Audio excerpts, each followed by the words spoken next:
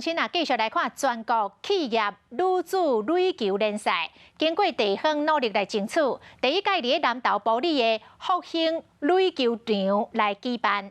第一场是去年的冠军队甲亚军队的拼战。这南投县积极咧推广着垒球的运动，就是希望会当带动在地观光。